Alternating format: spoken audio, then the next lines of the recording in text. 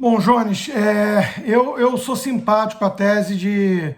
Não chega a ser uma lei de talião, né? Dente por dente, olho por olho, né? Mas é alguma coisa assim, da linha de que certos crimes são tão hediondos, tão nefastos, que o sujeito não merece, ele não tem mais o direito, ele perdeu o direito de permanecer entre nós, né? Ele simplesmente não é uma pessoa recuperável, a punição em prisão perpétua não vai adiantar para nada, além de gastar recurso do pagador de impostos, né? E o cara é um monstro. Então, assim, de novo, eu sou simpático em teoria, né? Eu vou apresentar depois os meus problemas, mas eu sou simpático em teoria ao conceito de que é justo você eliminar com a pena de morte, ou seja, tirar a vida de quem cometeu determinados crimes, que obviamente vai ser aí uma lista bem seletiva, bem pequena, né? Não é qualquer coisa, não pode banalizar, porque isso é um problema, obviamente, que você está depositando um certo poder divino na mão de seres humanos, né? Agora, vamos lá. Primeiro lugar, o Estado tem o direito de tirar a vida de alguém. Isso já tem. Isso já tem, tá?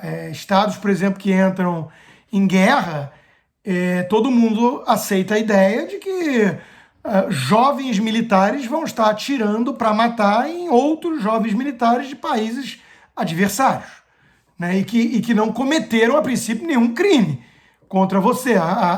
O crime é que as nações, por conta de vários fatores e muitas vezes ligados aos seus governantes, estão em conflito, né? Territorial, o que quer que seja. E as pessoas aceitam a ideia de que você pode atirar para matar.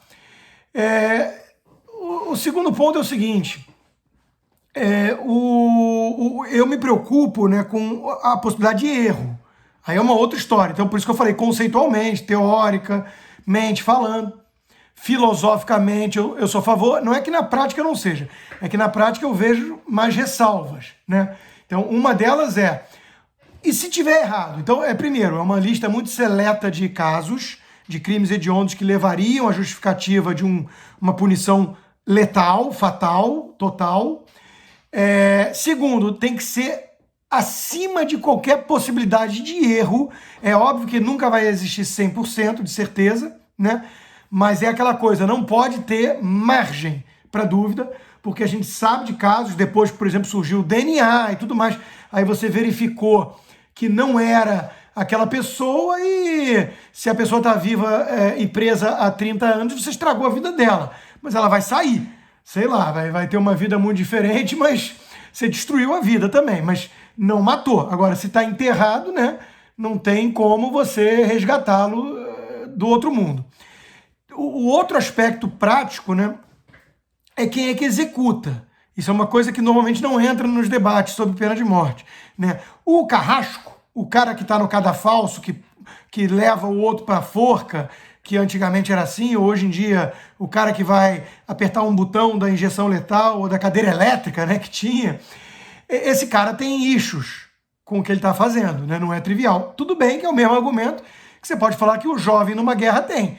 Ele volta cheio de problemas, ele volta com vários traumas, síndromes, não sei o quê, e é verdade, né? Então, nós temos que tratar os nossos veteranos com muito cuidado, né? Da mesma forma que não podemos banalizar o sujeito que, de alguma forma, escolhe, ou é o que restou para ele, ser um carrasco de alguém que vai tirar a vida de outro, né? Mesmo que seja tudo eivado de justiça e de sentimento de...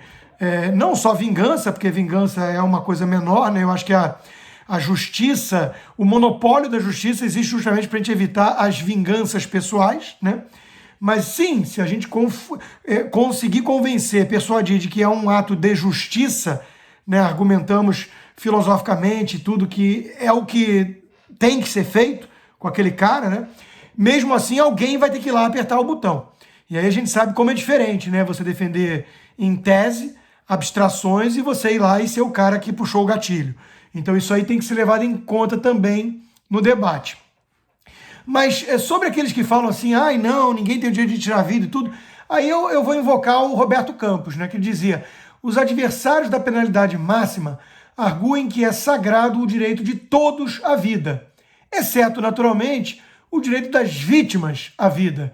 O direito à vida não pode ser incondicional, só devem merecê-lo os que não tiram a vida dos outros, né? É um argumento de caráter mais prático do que filosófico até, mas aqueles que dizem assim, olha, só pode tirar a vida quem a deu, que no caso seria Deus, para quem acredita e tudo, eles estão ignorando que aquele não matarás, ele é relativizado já justamente pelo conceito, por exemplo, de legítima defesa. Todo mundo entende que se alguém entrar na minha casa com uma arma na mão e ameaçar tirar minha vida e dos meus filhos, se eu não entregar tudo que eu tenho a ele, ou se ele não puder estuprar a minha filha, que eu tenho todo o direito de reagir, mesmo levando ele a óbito. Então, todo mundo entende que o não matarás, ele está implícito, né, nesse mandamento, né, de que não matarás desde que o sujeito não esteja ameaçando, por exemplo, a minha vida inocente. Então, é um passo adiante você concluir que se o cara levou a cabo o intuito dele e tirou a vida da minha filha após fazer o que ele veio fazer e tudo, e da minha mulher e tudo mais, não resta muita alternativa a essa sociedade, se não quiser que as pessoas enlouqueçam ou partam para atos ensandecidos de vingança pessoal, que o próprio Estado, corporificando ali a justiça, né, monopolizando o direito de reagir a esse crime, faça o que tem que ser feito.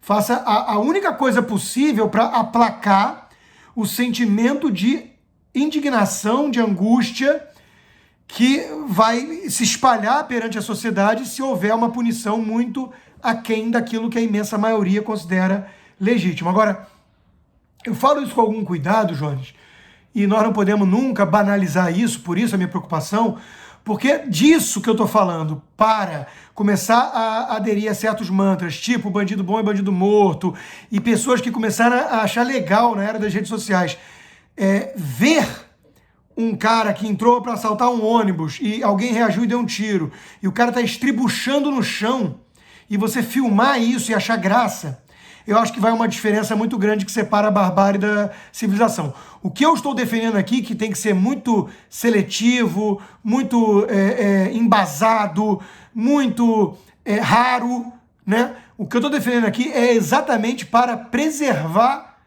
a civilização. Eu acho que se nós abandonarmos esse tipo de justiça absoluta, né, penal, máxima, penalidade máxima, nós corremos o risco de alimentar que esse desejo, esse sentimento vá se extravasar de maneiras mais perigosas perante a sociedade.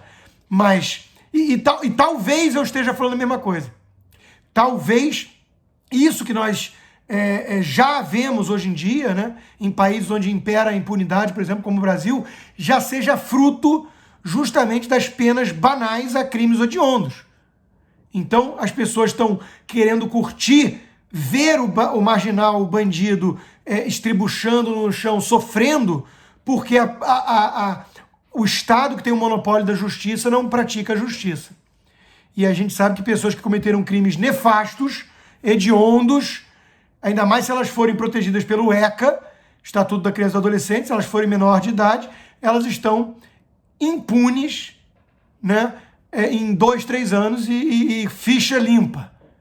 Então, assim, a sensação que isso vai transmitindo para a sociedade é de que é terra sem lei. E se é terra sem lei, tem que valer, então, o quê? A vingança e não a justiça. Então, é uma discussão delicada, porque a justiça tem que ser dura o suficiente para não despertar o sentimento de vingança e o desejo de cada um querer fazer vingança por conta própria, ser o justiceiro, o punisher.